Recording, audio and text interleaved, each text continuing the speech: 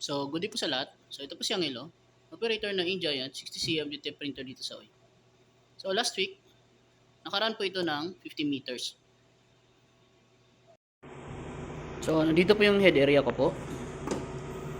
So, palagi po nating panatiling malinis yung area na to.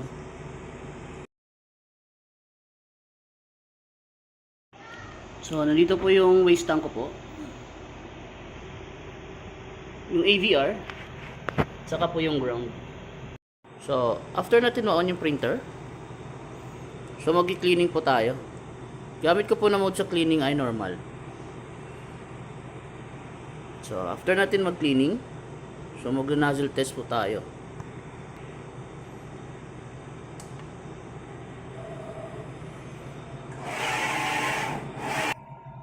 So, i-check po natin yung mga lines kung buo po.